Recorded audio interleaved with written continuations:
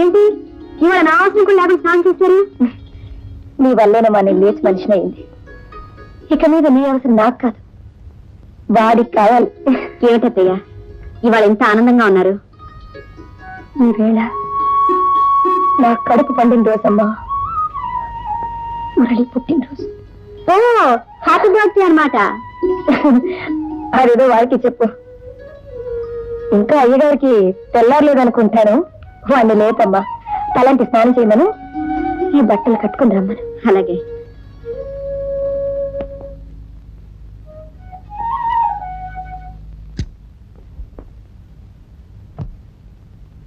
ఏమండి ఏమండోయ్, లేవండి సార్, లేవండి సార్. శ్రీమాన్ సత్యమూర్తి మురళి గారు, హ్యాపీ బర్త్డే టు యూ. ఏంటి ఇవాళ నా బర్త్డే మర్చిపోయాను. నేను ఇప్పుడే తెలుసుకున్నాను. మీ చేత తలంటి స్నానం చేయించి ఈ కొత్త బట్టలు తొడిగించాలి. లేవండి. ఆగు, ఆ పనులన్నీ నువ్వు చేయడానికి వీల్లేదు.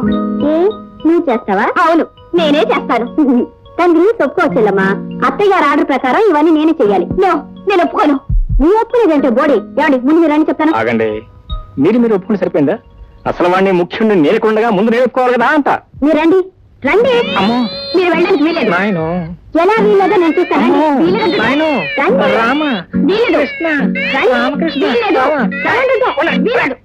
మీరిద్దరూ నా చేతులు ఇలా ఓడబెరిగేశారంటే పూరి జగన్నాథ్లో నేను మొండి వాడిని అయిపోతాను. ఇక ఒక కండిషన్ మీద ఒప్పుకుంటాను. ఏమిటంటే మీరిద్దరూ పోట్లాడుకోకుండా, నన్ను కాట్లాడకుండా ఒకేసారి నాకు అభ్యంగ స్నానం చేయించడానికి మీరిద్దరూ సిద్ధపడితే నేను ఒప్పుకుంటాను. Okay okay okay okay. That's good, that's good. చెరడు పట్టుకోండి.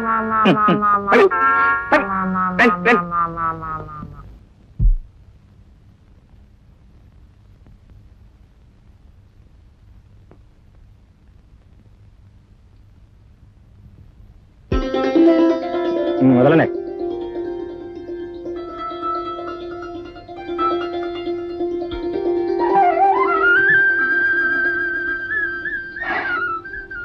నూరేళ్లు నిండుగా హాయిగా ఉండాలి బాబు.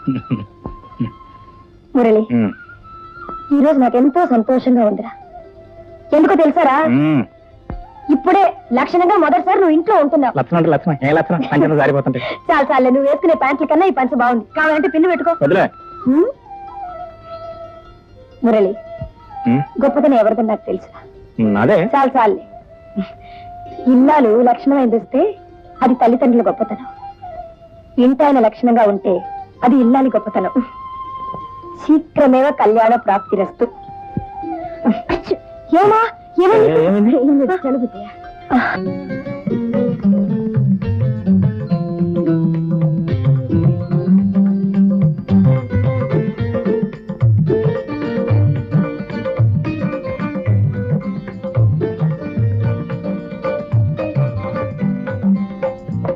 రండి భోంచెదురు గాని. బాదాం హల్వా చేయమని చేశారా? ఎప్పుడు అవుతుంది అత్తయ్య? మురళికి బాదాం హల్వా అంటే చాలా ఇష్టం. ఈరోజు వాడి పుట్టినరోజు కదా, అందరు కలిసి భోంచేద్దాం. వాడి పిల్ల. మీ అబ్బాయి గారు ఇంట్లో లేనత్తయ్య, వాళ్ళ ఫ్రెండ్స్ ఎవరో డిన్నర్ ఇస్తున్నారంట. అందుకని అమ్మాయిని తీసుకుని క్లబ్కి వెళ్ళారు. అదే నా చెల్లిని తీసుకుని క్లబ్కి వెళ్ళారు. ఇదిగో వెంటనే వెళ్ళి వాడిని తీసుకురా. వెళ్ళు. నేను వెళ్ళి పిలిస్తే వాళ్ళు బాధపడతాయేమో అత్తయ్య. వాడు ఇప్పుడు రాకపోతే నేను బాధపడతానమ్మా. నువ్వు వెళ్ళమా నువ్వు. మరమాట ఆ అమ్మాయి నీ చెల్లెలే కావచ్చు, కానీ కాబోయే భర్తని ఇంకో ఆడదానితో తిరగనివ్వడం పాలకొండ దగ్గర పిల్లిని కాపలా పెట్టినట్టు. అర్థమైందా? వెళ్ళి వెళ్ళి తీసుకురా. అత్తయ్య గారు మిమ్మల్ని వెంటనే ఇంటికి తీసుకురామని చెప్పారు. నా కాబోయే భర్త నాతో డాన్స్ చేస్తుంటే ఇంటికి రమ్మడానికి నువ్వే వస్తవే? ఆ మాట నేను అడుగుతున్నాను. అత్తయ్య గారు పర్మిషన్ లేకుండా ఆయనకు తీసుకురావడానికి నీకెంత ధైర్యం? ఇదిగో ఇంకోసారి ఆ మాట నవ్వుతే పళ్ళు రాలిపోతాయి. ముందు నీ పళ్ళే రాలుతాయి. ఇది రాలమంటే చూద్దాం. రాధా, 10 మందిలో నా గీతమే చేసుకుని అవమానిస్తావా? ఏదో ఆపద్ధర్మం కొద్ది కేసు స్థానంలో పెడితే అసలు గీతకే పోటీ పడతావా? నువ్వు నటించలేదు నీ కిరాయి తీసుకుని బయట పోవాల్సింది పోయి నా ఇంట్లో తెచ్చేసి నన్నే పిల్లలని చూస్తావా? అదే నీ ఉద్దేశం అయితే? నా ఉద్దేశం అది కాదు మిస్టర్. మీ అమ్మగారు ఆదరణ ఆప్యాయత చూసిన తర్వాత మానవత్వ మనిషిగా ఆవిడ సేవ చేస్తూ ఇన్నాళ్ళు ఉండిపోయాను. కానీ మీరు పెట్టే తిండి గురించి కాదు, మీరు చూపించే ప్రేమ గురించి కాదు. ఇదేదో పెద్ద ఇంగ్లీష్ పర్సన్ లా ఎగిరిపడుతూ నన్ను తెలియతకు దద్దమలా జమ కడుతుంటే నేను దద్దమని కాదు పెద్దమని నిరూపించడానికి దీంతో పోటీ పడ్డానే తప్ప మిమ్మల్ని పెళ్లి చేసుకోవాలని కాదు, నాకు మొగుడు దొరక్క కాదు. వస్తాను. Good bye. Good bye. Good by.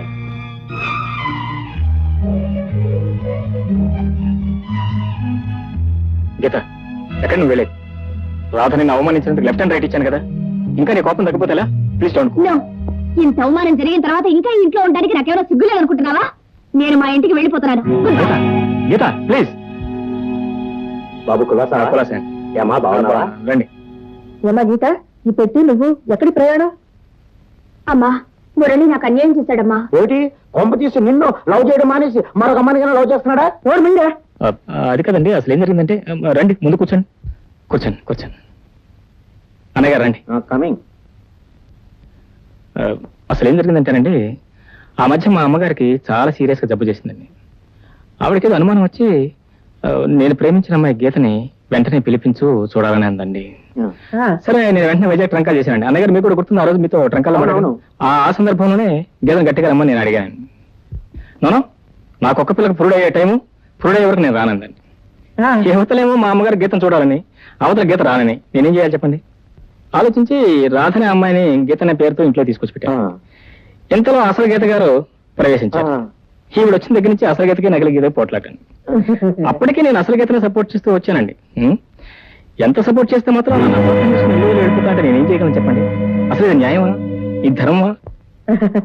చూడు బాబు, గీతకు వయసు మాత్రం పెరిగిందే గానీ మనసు మాత్రం ఎప్పుడు పసిమనిసే. మరీ చిన్నపిల్ల వ్యవహారం అండి. దాని కోపం నువ్వే పట్టించుకోవద్దు బాబు. చూడు గీత, నీతో పాటు మేము కూడా ఇక్కడే సెటిల్ అయిపోవడం. మేము వస్తే నువ్వు వెళ్ళిపోవడం ఏం బాగాలేదు గీత. ఓహో, మీరంతా అందుకే వచ్చారనమాట. మీరందరూ కట్టుకట్టుకొని ఇక్కడే కూర్చోండి, నేను వెళ్తాను. అక్కడ గీత, ఏమండి, ఏ అఘాత్యం చేసుకుంటుందో ఏమో, పదండి. అవును నిజమే. చూడు బాబు, గీత కోపం ఉత్త తాటాకులమంట. ఎలాగో నాకు చెప్పి త్వరలో నేను తీసుకొచ్చేస్తాను. బాబు, అలాగే. తప్పకుండా తీసుకురండి. అలాగే అలాగే.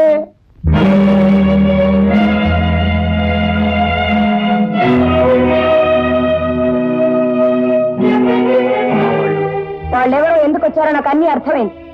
నాకు ఇప్పుడు కావాల్సింది రాధ. రాధ? అదేరా, గీతని పేరుతో పరిచయం చేశావే, రాధ ఎక్కడుంది? మాయా,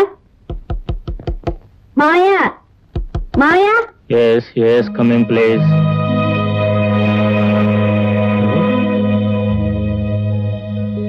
చెప్పా పెట్టుకుని ఎక్కడికి వెళ్ళావు? ఎన్నాళ్ళు ఎక్కడున్నావు?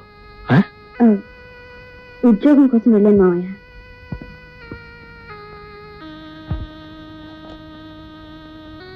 అది కాదమ్మా, ఉద్యోగానికి ఇప్పుడు అంత అవసరం వచ్చింది. అవసరం అంటారేంటి మావయ్య? మీ ఆరోగ్యం పూర్తిగా పాడైపోయింది. వైద్యానికి ఆ డబ్బు సరిపోవటం లేదు. ఇన్నాళ్ళు నన్ను ఎంతో ప్రాణప్రదంగా పెంచి పెద్ద చేశారు. ఇప్పుడు నేను ఉద్యోగం చేసి మీకు వైద్యం చేయించడం తప్పంటారా మావయ్య? తప్పని కాదమ్మా రాధా, ఎలాగైనా నిన్ను ఒక ఇంటిదాన్ని చేయాలనేది నా జీవితంలో మిగిలిన ఒకే ఒక కోరికమ్మా. ఆ కోరిక తీర్చుకోవాలి ఆస్తోనే ఈ జీవిత భారాన్ని మోస్తున్నాను. కానీ ఇప్పుడు నువ్వు ఇప్పుడు ఉద్యోగం చేసి నాకు వైద్యం చేస్తానంటున్నావు. నేనంత స్వార్థపరుని కాదమ్మా, స్వార్థపరుని కాదు. పోన్లే, అవును, నువ్వు వెళ్ళిన పని ఏమైందమ్మా? ఉద్యోగం దొరికినంత దొరికి చేజారిపోయింది మావయ్య. అన్నట్లు మీ ఆరోగ్యం ఎలా ఉంది? డాక్టర్ చూస్తున్నాడా? చూస్తున్నారు. మందులో వేసుకుంటున్నారా? వేసుకుంటూనే ఉన్నా. అవును, ఉద్యోగం దొరకకపోతే తిన్నగా ఇంటికి వచ్చేయచ్చు కదా. ఇన్నాళ్ళు ఎక్కడున్నావు, ఎందుకున్నావు? మీరు లోపల పదని చెప్తాను. సరే, ఉద్యోగం ఇప్పిస్తారన్నారు కదా అని అతను చెప్పినట్టు వాళ్ళ అమ్మగారి దగ్గర నాకు వచ్చిన యాక్టింగ్ అంతా చేసేసాను. గుడ్. ఆవిడ మెచ్చుకుందా? ఇంతకీ ఆవిడ పేరేమిటన్నావు? పార్వతమ్మా.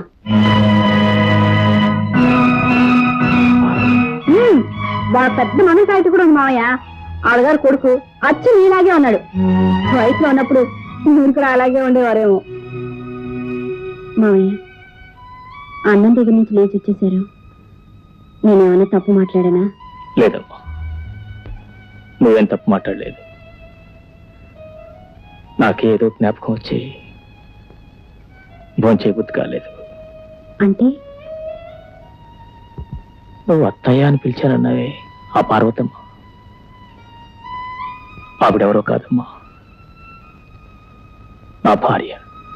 నేను దైవంలో ఆరాధించే నా ప్రాణ స్నేహితుడు అలా చనిపోయాడు. అతని భార్యకు ఒక స్థానం కల్పించాలని ఆమెను వాళ్ళ ఇంటికి తీసుకెళ్లాను. అప్పటికే శ్రీధర్ ఆస్తిని పాముల్లా చుట్టేసిన తన దయాదులు ఆమెను వాళ్ళ ఇంటికి వాళ్ళగా అంగీకరించలేదు. భర్త పోయిన దుఃఖం ఒకవైపు, ఆశ్రయం లేదన్న బాధ మరోవైపు ఆమెను గొంగదీస్తుంటే నా సొంత తోబుట్టు ఆమెను తీసుకెళ్లి ఆశ్రయం ఇచ్చి ఆదరించాను. కొన్నాళ్లకు ఒక ఆడబిడ్డంగా నా చేతిలో పెట్టి ఆమె కూడా కన్ను మూసింది. ఆ ఆడబిడ్డ ఎవరో కాదమ్మా, నువ్వే. అవునమ్మా, పోగొట్టుకున్న నా స్నేహితుణ్ణి నీలో చూసుకుంటూ బ్రతుకుతున్నాను. నా జీవితంలో కలిగిన విషాదాన్ని నేను చూసుకుంటూ మర్చిపోతున్నాను.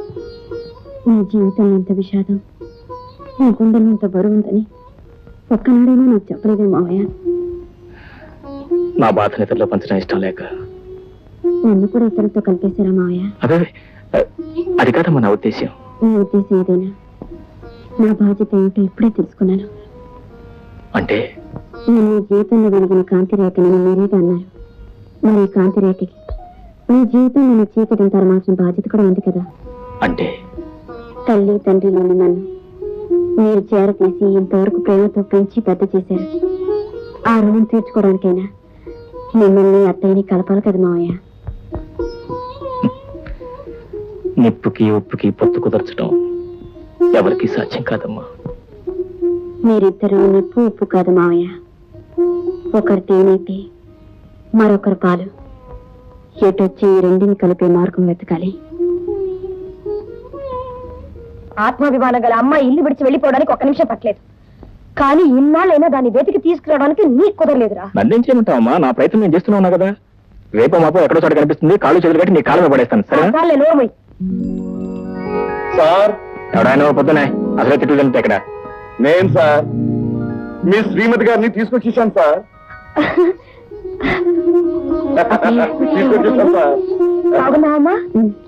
అదేంటి ఈతో వచ్చావేంటి నువ్వు? పైకి నేను శ్రీమతి అంటాడేంటి? బాగారండి, ఈయన భార్యని శ్రీమతి అనక ఇంకేమంటారమ్మా? అబ్బే, వీళ్ళిద్దరికి ఇంకా పెళ్లి కాలేదండి. పెళ్లి కాలేదా? పెళ్ళయిందని పైగా ఈవిడికి కొంచెం పిచ్చి అని కూడా చెప్పారే. పెళ్ళి అంటేనండి ఇవాళ రేపు ఎలాగో పెళ్లి అవుతుందో అందుకని అయిందని చెప్పేశాను. ఈ పిచ్చి అంటే అమ్మ ప్రతి మనిషికి వ్యాపకం అంత వేరే ఉంటుంది కదా, ఈవిడికి కాస్త ఎక్కువ ఉంది అంతే. అందుకే సరే గాని నువ్వు ఇంతకు ఎక్కడికి వెళ్ళినట్టు? ఎక్కడికి వెళ్ళింది అని అడగండి, నాకు ఎక్కడ దొరికింది అని అడగండి. నేనేం మీకు దొరకలేదు. నేను ట్రైన్ దిగి ఇక్కడికే వస్తుంటే స్టేషన్ లో నన్ను పట్టుకున్నారు. పట్టుకోగా విడిచి పెడతాను అనుకున్నారా? ఎవరు ఏ ఇంట్లోంచి పారిపోయినా ఇట్టే పట్టేయగలరు. అయినా వయసులో ఉన్న ఆడపిల్ల ఇలా ఇల్లు విడిచిపెట్టి వెళ్ళిపోవడం తప్పు కాదు. ఇలా వెళ్ళలేదండి, ఇలా వెళ్ళింది. ఇలా వెళ్ళిందా? ఎలా వెళ్ళినా తప్పే కదండి. తప్పేనండి మరి. ఆఫ్ కోర్స్ నేను ఈ ఊళ్ళో ఉన్నంత కాలం మీరు ఎన్నిసార్లు ఇల్లు విడిచిపెట్టి పారిపోయినా అన్నిసార్లు వెతికి పట్టుకొచ్చి అప్పచెప్పగలను. చూడండి బాబు, మీ పేరేంటో గాని నా పేరు డి ముహూర్తం. డి అంటే దుర్రా బర్రా అండి. అబ్బాబా దుర్రేనండి, మీరు నన్ను కన్ఫ్యూజ్ చేస్తున్నారు సార్. సారీ. డి అంటే అది మా ఇంటి పేరు. నా అసలు పేరు ముహూర్తం, వెరసి నా పూర్తి పేరు దుర్ముహూర్తము. ఏమండోయ్, దుర్ముహూర్తం అనగానే ఇదేదో అపశకునం అనుకుని మీ ముఖంలోని కవలికలన్నీ మారిపోయాయి. దుర్ముహూర్తము నా పేరు మాత్రమేనండి. నాకు ఎవరు ఎదురు పడ్డా సరే అదంతా మంచి ముహూర్తమే. సర్లేండి, మీరు చేసిన ఈ సహాయానికి మేమేమైనా మీరేమీ చేయక్కర్లేదమ్మా. నేను చేస్తున్న డ్యూటీకి గవర్నమెంటే నాకు చేతి వస్తుంది. ఈ వంట జీవితానికి అదే ఎక్కువ. అయితే మీకు ఇంకా పెళ్లి కాలేదా? పెళ్ళయిందమ్మా, కానీ నా భార్య. అయ్యో పాపే, దేవుడు చిన్న చూపు చూశాడన్నమాట. భగవంతుడు చిన్న చూపు చూడలేదమ్మా, భగవంతుడు పెద్ద చూపే చూశాడు. పోలీసు గుండె కాబట్టి తట్టుకున్నాను. నా కథంతా మీరు వింటే మీ ముగ్గురు మనసులు ఐసులాగా కరిగిపోయి నీళ్ళు అయిపోతాయి. నా భార్య నన్ను చిన్న చూపు చూసి నన్ను విడిచిపెట్టి ఇంట్లోంచి వెళ్ళిపోయింది. మరి మీరు వెతకలేదా అండి? వెతికాను బాబు, కానీ నా భార్య కనపడలేదు. అన్ని కేసుల్లోనూ సక్సెస్ అయ్యాను, నా సొంత కేసులోనే ఫెయిల్యూర్ అయ్యాను బాబు. చాలా విచారం. ఉండు బాబు. అమ్మా, మిమ్మల్ని ఒకటి అడుగుతాను, చెప్పండి. ఆడపిల్ల మగపిల్లవాడు ఒకళ్ళొకరు చూసుకుని అర్థం చేసుకుని అగ్ని సాక్షిగా పెళ్ళాడి భార్యాభర్తలు ఎందుకు అవుతారు? చిలకా గోరింకలాగా ఉంటూ 4 బిడ్డలను కానీ హాయిగా సంసారం చేసుకోవాలనే కదా. మరి అలాంటప్పుడు ఆ భార్య హఠాత్తుగా ఆ భర్తను విడిచిపెట్టి వెళ్ళిపోతే ఆవిడ ఏమంటారో చెప్పండి అమ్మా. చెప్పండి అమ్మా. మీరు చెప్పలేరు. ఈ విధంగా ఇప్పటి వరకు నా చేతి మీదుగా 100 కేసులు పూర్తి చేశానమ్మా. పోనీలేండి, ఆ పుణ్యం మిమ్మల్ని మీ భార్యతో కలుపుతుంది. ఆహా! ఎంత చల్లని మాట చెప్పి ఆశీర్వదించారమ్మా. మీ నోటి మాట ప్రకారం నా భార్య నాకు దొరికితే వెంట పెట్టుకుని మీ దగ్గరికి తీసుకొస్తానమ్మా, మీ ఆశీర్వాదం పొందటానికి. వస్తానమ్మా. ఆ, వస్తాను బాబు. చాలా థ్యాంక్స్. పర్వాలేదు.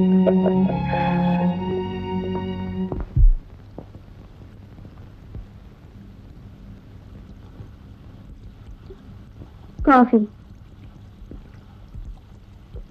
సారీ రాధ,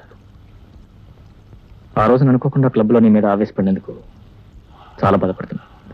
మనలో మనకి సారీ ఎందుకులే బావా. బావా, ఇదేంటి? ఏమిటి కొత్త మలుపు? మలుపు కొత్తది అయినా వరస పాతదిలే బావా. అరే, మళ్ళీ బాగుంటుంది. బావని బావా అనకుండా పాల్కోవాటారా? ఇదిగో, మీ అందరు నాకేమవుతారు? అత్తగారు అవుతారు. వాళ్ళకి మీరేమవుతారు? అవును, నా తెలియగడతానా? నీకేమైనా బావ పిచ్చి పట్టిందా? ఏదో ఆపద్ధర్మం కొద్దీ నా ప్రియురాలుగా నటించమంటే పర్మనెంట్ గా సెటిల్ అయిపోతామంటే మన ఇద్దరం ఫ్యామిలీని పుట్టప్ చేసేదాకా ఇలా సెటప్ అవక తప్పదు బావా. బావా? బావా పాల కోవా? అవును, ఇందాక నుంచి చూస్తున్నాను, కోరి రమ్మన్నాను కదా అని కొరిదేమే ఇల్లంతా గంతులేస్తావా? ఇదో, నీకు నా డబ్బు మీద ప్రేమ అయితే నీకు ఎంత డబ్బు కావాలో చెప్పు, ఇచ్చి ముఖాన్ని కొడతాను. బావా మరదల మధ్య ఉన్న శృంగారం బంగారంతో సమానం. బావా, నాకు మీరు కావాలి కానీ మీ డబ్బు ఎందుకు బావా? మళ్ళీ బావాకేమన్నామంటే గోబ గుయ్యమంటది, పళ్ళు రాలిపోతాయి, పళ్ళు కట్టించుకోవాల్సి వస్తుంది. ఏ ఎందుకు రాలాలి? ఎందుకు రాలకూడదు? ఏంటి మీ నాన్నగారు నాకు మావ అయినప్పుడు మీరేమవుతారు? ఎత్తుకు వేస్తే 2 అవుతారు. ఆ, ఇందాకేమో మా అమ్మ సైడ్ నుంచి చూసి కలిపావు, ఇప్పుడేమో మా నాన్నగారి సైడ్ నుంచి చూసి కలుపుతున్నావు. ఏంటి నాటకం? నేను నాటకాలు ఆడటం లేదు, సినిమాలు డైరెక్ట్ చేయట్లేదు. డైరెక్ట్ అయిపోయేది ప్రొడ్యూసర్గా. నన్ను పెంచి పెద్ద చేసింది మీ నాన్నగారు అన్నమాట అక్షరాలు నిజం. ఏం కోతలండి, బ్రహ్మాండమైన కోతలు. కన్న బిడ్డను నన్ను పెంచి పెద్ద చేయలేకపోయినా ఆ పెద్ద మనిషి ఈవిడ గారిని పెంచి పెద్ద చేశాడు. ఇక నువ్వు చెప్పే పిచ్చి మాటలు నమ్మడం నేనే వెరివాణి కదా కూరదాన్ని. నాన్నగారు ఏమయ్యారమ్మా అని ఎప్పుడైనా మీ అమ్మగారిని అడిగారా? ఒకసారి కదా 100 సార్లు అడిగాను. ఏం చెప్పారు? ఏం చెప్తుంది? ఆవిడ గారి మీద ఆయన అలిగి ఆ ఇంట్లోంచి బయటికి వెళ్ళిపోయాడు అంతే. అంటే కొంతవరకు నిజం చెప్పారనమాట. సరే, మిగిలిన నేను చెప్తాను వినండి. చెప్పు. మిమ్మల్ని కన్న మీ నాన్నగారే నన్ను పెంచి పెద్ద చేశారు. నన్ను మీ గర్ల్ ఫ్రెండ్ గా నాటకం ఆడమని అడిగిన రోజున మా మామగారి పోలికి నేను మిమ్మల్ని చూసి మీ ఇంటికి వచ్చాను. అత్తయ్య గారి మీద తాళి పుట్టింది. మామయ్య గారు ఎక్కడున్నారు అత్తయ్య అని అడిగినప్పుడు ఆవిడ పొందిన కలవరం చూశాక నా అనుమానం బలపడింది. ఇంటికి వెళ్ళి మామయ్యని అడిగి నిజాలు తెలుసుకున్నాను. నేను చెప్పిన దాంట్లో నిజమే ఉందో అబద్ధమే ఉందో తెలుసుకోవాలనుకుంటే నాతో పాటు మీరు మా ఇంటికి రండి.